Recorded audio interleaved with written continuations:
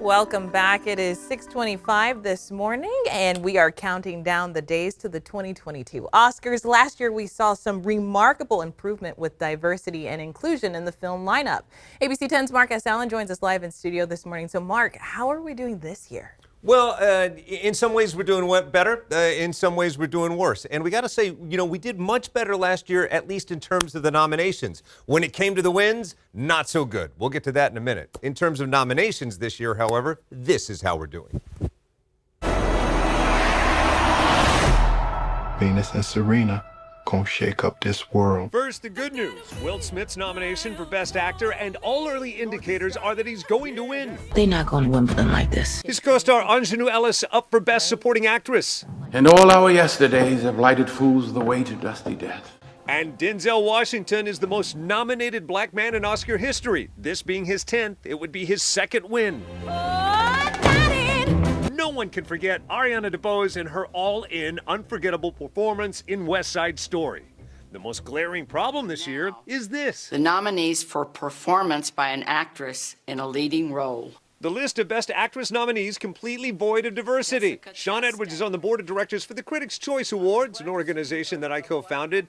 They, as of late, have become the biggest barometer for Oscar predictions. We talked about the problem. A glaring miss with Best Actress. Best Actress it's always tough. The biggest omission was Jennifer Hudson. She portrayed Aretha Franklin. Sounding like Aretha Franklin was not easy. And there have been actresses who got nominated for much less. She had to sing and she had to act, and she portrayed the Queen of Soul. That's not easy. She actually did her own singing. We've had actresses recently who have won Oscars who starred in musicals who could not sing or dance. Though an obvious reference, we won't name names here. To Sean's point, it was 20 years ago that Halle Berry won the Oscar for Best Actress, way overdue for another black actress to take top honors. This is their life. You gotta let them decide. Will diversity be seen in the wins? Find out Oscar Sunday, March 27th on ABC 10. That can be bright in America. If you can fight in America.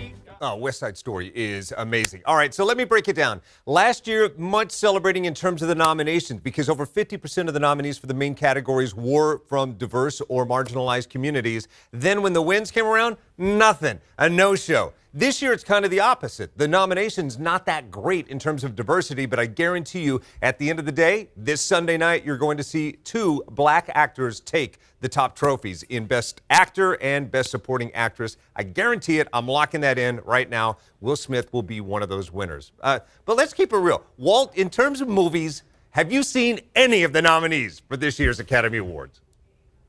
No. I have not. No, I don't.